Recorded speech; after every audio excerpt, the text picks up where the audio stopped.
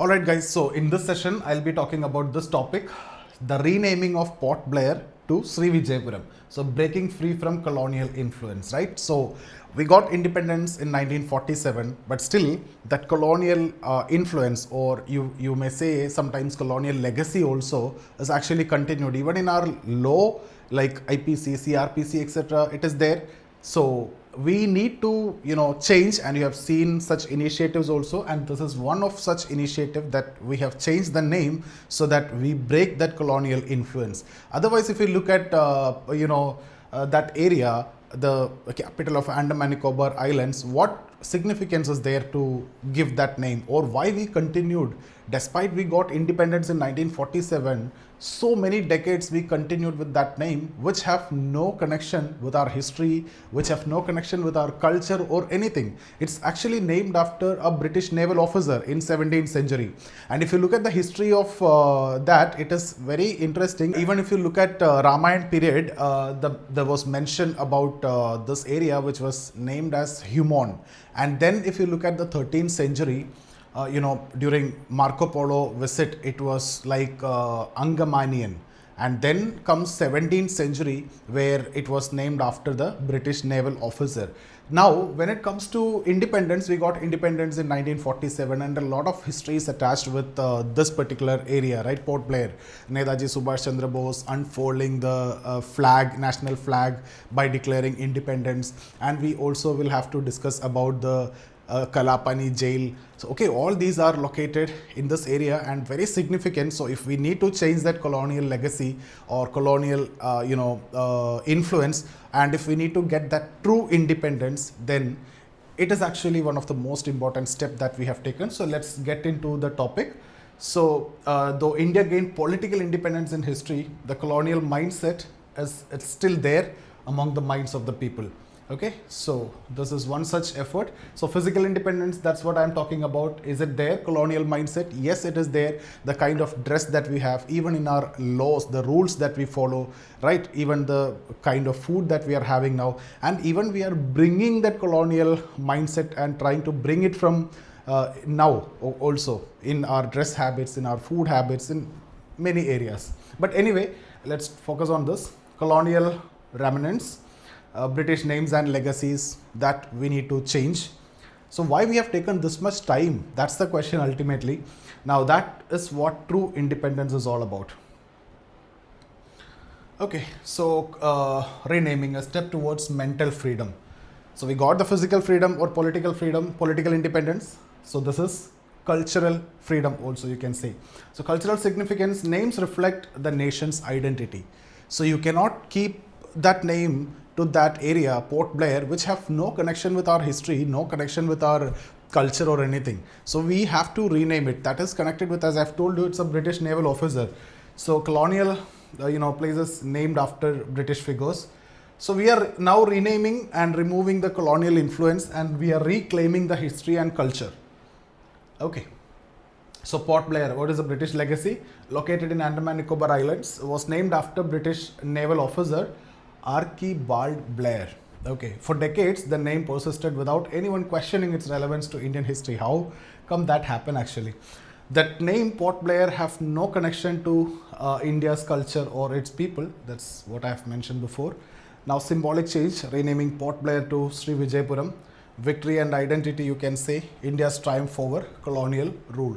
So that mindset also now we need to change. Cultural freedom or mental freedom you can consider. The strategic location, it's a very strategically located area, Andaman and Nicobar Islands. The Andaman and Nicobar Islands located strategically in the Bay of Bengal and vital for India's maritime dominance, of course. So Shri Vijaypuram is not only a symbol of historical significance, but also a crucial part of India's military and economic strategy. So now for the dark history of Port Blair. Guys, this is part of history. We have discussed it many times. The prisoners, how they have treated in Kalapani, right? And the freedom fighters, they were arrested, tortured, brutally tortured, and many of them could not survive, and they perished because of the hard condition of that jail. So 773 freedom fighters were imprisoned and tortured during the freedom struggle, and harsh conditions, and many perished during that point of time. Yeah, honoring sacrifice. So renaming marks a step towards honoring those who sacrificed. Cellular Jail, a symbol of suffering and struggle, isolation and struggle. The British built the infamous Cellular Jail in Port Blair to isolate freedom fighters and from the mainland of India. Symbol of freedom, the jail became synonymous with India's struggle for freedom. So that's why this area is very significant.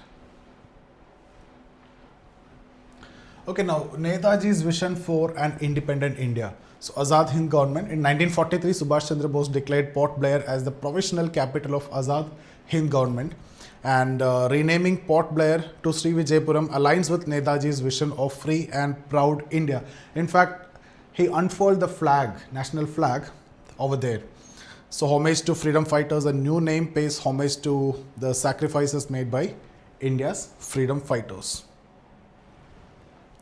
Now, of course, Prime Minister Modi's vision to get rid of colonial mindset, and that is a part of the larger initiative. The renaming can be considered as a larger initiative of, come out of entire colonial mindset and influences. And also inspiring confidences and promoting India's cultural heritage and its potential and values. Mental liberation through renaming. Same again and again, we are discussing the same points only, but what you need to understand is the history is there, history have very good connection with that, and that name need to be renamed to free that colonial mindset. Okay, and also it's a strategic location. So the question can be asked in prelims also, as it came in news. It can be in the strategic related question, or it can be something connected with Kalapani jail or freedom struggle. Anything can be asked which is connected with Port Blair. Sorry, Shri Vijaypuram now. Okay, so that's very important. That's the only reason why I have taken up this topic. Otherwise, nothing much to discuss over there. Everything mostly comes in history lectures. Cultural superiority, moving away from the idea that Western culture and languages are superior. So we are coming back to our culture and we are claiming back our culture and identity. Self-reliant India. Modi's government is focused on building a self-reliant and self-confident India. So the renaming is part of that again, is part of Modi's larger vision. Message for future generation. Cultural connection. Renaming places like Port Blair gives future generations a stronger connection to their cultural roots. Okay, and pride in the history. It reinforces the idea that Indian history and culture are rich and worthy and pride. So the strategic part is again very important. The island hold immense strategic importance, often referred to as India's natural aircraft carrier. India's control over these islands strengthens its naval dominance in the Bay of Bengal. So it's a very strategic area. The renaming reflects the growing recognition of India's geopolitical strength. So in all these areas, it is connected and it is important, but mostly you can expect a prelims question. These are subjective points that you need to write if it is asked in mains. What, the renaming, what it shows, okay, what are the, what we are trying to do, what is the larger vision, and still colonial mindset is there or not. Okay, we got independence in 1947 and still the mindset are continuing in the same way, or the influences are in the same way, right? And these are steps to change that. Okay, India's path to independence and innovation. Again, see, though I'm repeating the same points, but have added different points here. Okay, coming out from the past, self-confidence that you will be, you have pride in your culture and your identity, and innovation, technology, education connected. Renaming places that leads to complete transformation. Okay. Now, Modi's government believes that India's path to innovation lies in shedding its colonial mindset. India's growth in technology, education, and governance depends on self-confidence and pride in its culture. The renaming of places is a small yet significant part of this entire transformation. Yeah, some more is there. A new era from Port Blair to Shri Vijaypuram.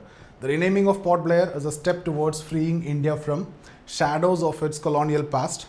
It signifies India's reclaiming of its identity, history, and culture.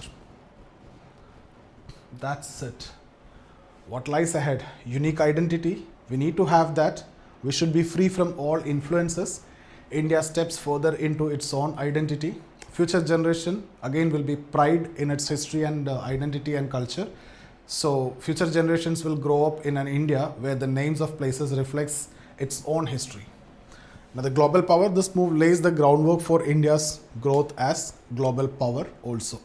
So that's again a small topic, but again can expect a question in prelims. Chances of getting question in mains is less, but a prelims question is possible. It could be connected with history, or it could be connected with geography, map or location, or it can be something related to strategic also. Okay, mains chances are less compared to prelims, but they can ask also towards a larger vision. Okay, like that. The significant, the recent events, that the renaming, what it indicates, what is a larger vision, okay, what is your opinion, like that, they can ask questions. So that's it guys, thank you so much. Hope it is clear. See you guys.